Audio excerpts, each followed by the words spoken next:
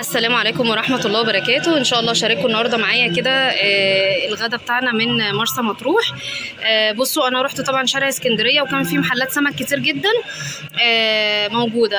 انا لفيت طبعا على الاسواق بما اني اسكندرانية فبفهم في الاسماك يعني. كان في كل الانواع بصراحة اللي انا بحبها، بس الاسعار فلكية يعني. اقل نوع سمك كان ميرا كان عامل 220 جنيه، والناشي كان عامل 280 جنيه. فطبعا بالشوي بالاوزان مثلا لو هتجيبي كيلو ونص ولا 2 كيلو كان هيفرق معانا في الفلوس وكده. وزي ما احنا متفقين في الفيديو الاولاني ان كل واحد هيمشي على قد ظروفه بناء على غلو الاسعار وبناء على المصاريف طبعا وكده. فانا اخترت مجدي واخواته وجبت حاجات هشارككم معاكم بيها دلوقتي واقول لكم رايي فيها ايه. طبعا خالد واخواته مشهور اكتر من مجدي، اللي محلين جنب بعض موجودين في شارع اسكندريه، بس انا برضو من نظرتي شفت ان مجدي افضل، وهجرب معاكم دلوقتي وهنشوف الاخبار الدنيا ايه.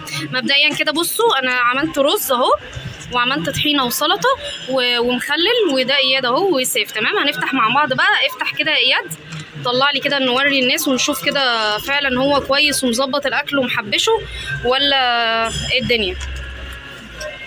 بصوا مبدئيا طلع كمان الطبق التالت ده.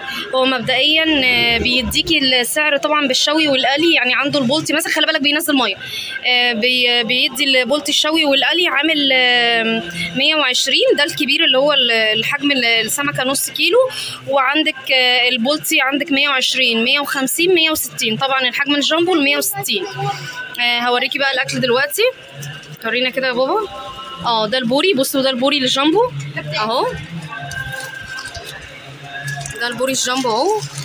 انا في الاول بصراحه كنت عايزه البوري يبقى مقفول لان الاسكندرانيه كلهم بياكلوه بوري مقفول، بس انا قلت عشان الاولاد وكده فهنجيبه ايه مفتوح ويتبله. بصوا بقى البولتي ده انا بحب البولتي يبقى سنجاري، سنجاري مقلي عشان الاولاد وكده. بصوا اللي هو الايه مفتوح زي الكتاب كده، مع اني قلت له افصله بس هو فتح ومفيش مشكله برضو النتيجه تبقى واحده اهي. بس انا شايفه ان الحاجه كويسه.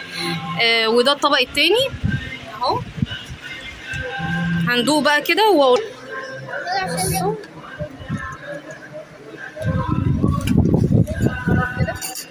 بصوا مبدئيا هو مش منشف السمك، وده كان شيء كويس بالنسبه لي، لان طبعا في القلايات او الشويات بتنشف السمك بتحسسك ان هو يعني فقد كل السوائل اللي في السمك.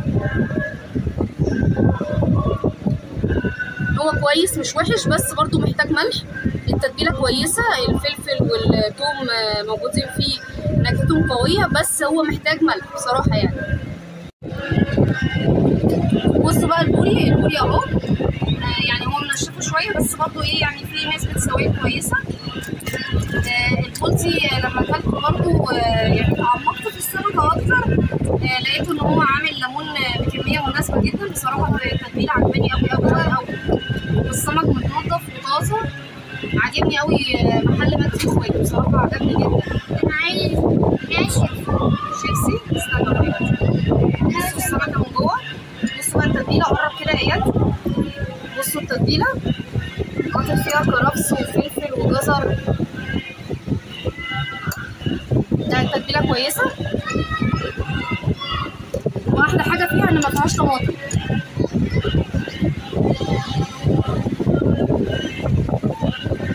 بصوا استنوا هدوق كده الملح.